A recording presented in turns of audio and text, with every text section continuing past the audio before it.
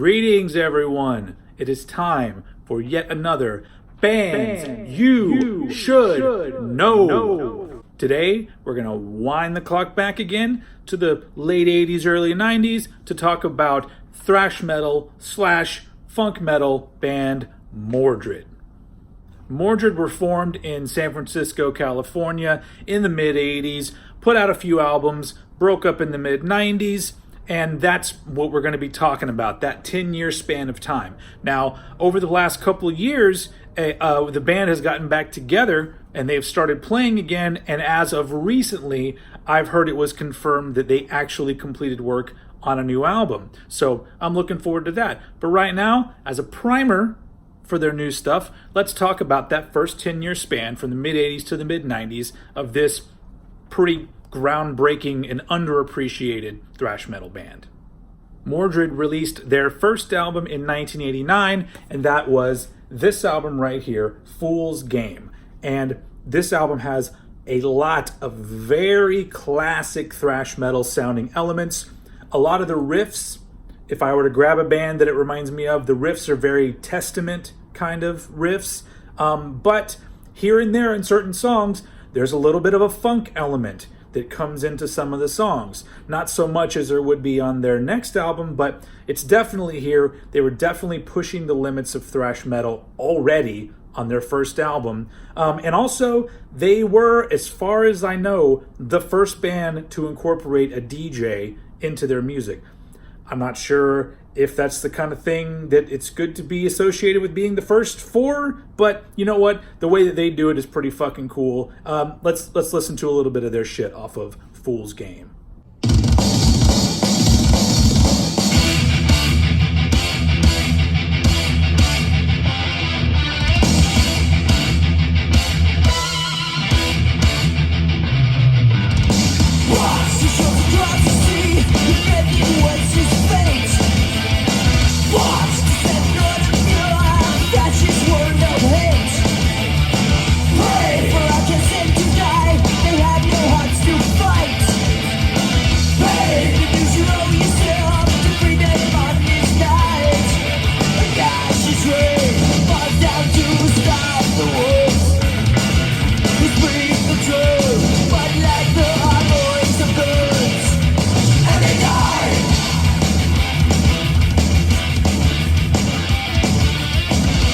Now, I feel like this album is pretty well regarded in the thrash metal community. I see a lot of good things written about it, and it is a solid, very enjoyable thrash metal record. But my favorite record of theirs is their second album, which is called In This Life.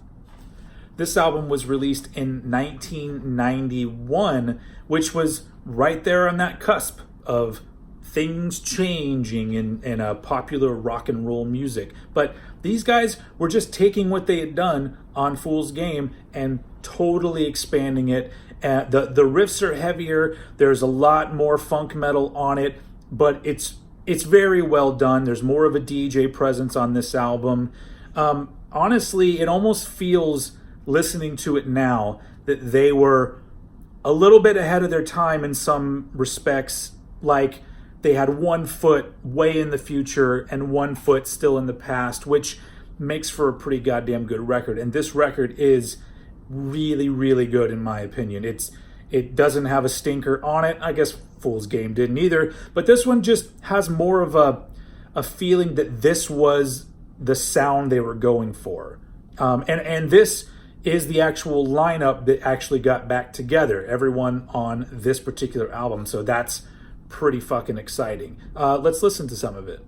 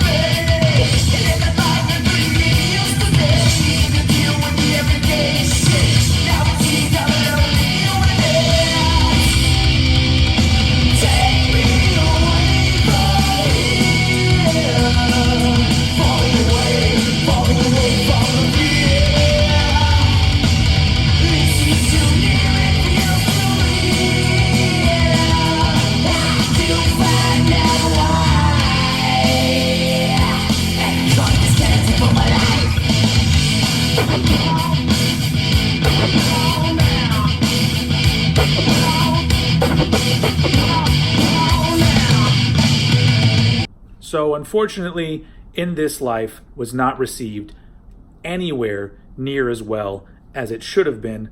Although I think now anyone going back and listening to that album will realize that it's a pretty fucking great album. You're crazy if you don't hear that.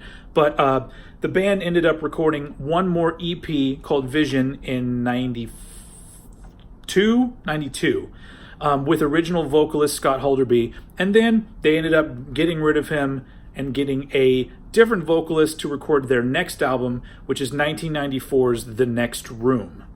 Now, musically, The Next Room is pretty fucking good.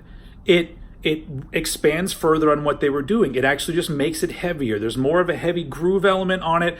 There's still sort of funky parts on it, and there's still a DJ very much incorporated in the music. The weak link on this album is the replacement vocalist, whose name was Paul Kimball. No offense, but you are the weak link on this album. His vocals are so unmemorable.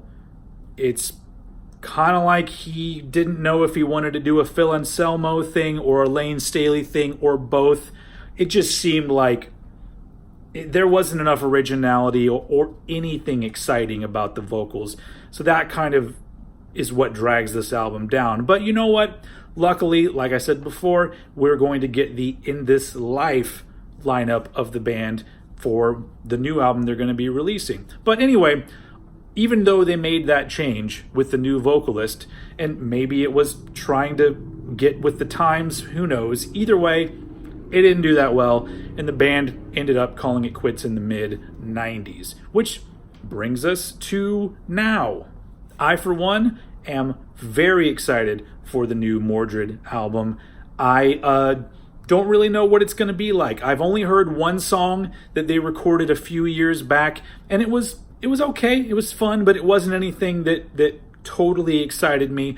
But I don't know. I have a feeling that a band like this is going to put out something at least very enjoyable. So I look forward to that. So I recommend everyone go out and listen to all of the Mordred shit. It's all good. Especially In This Life. It's a phenomenal album. They're a great band. I'm so happy that they're back together.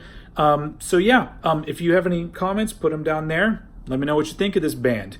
Yeah, thank you guys so much for continuing to watch. And I will see you guys again very soon.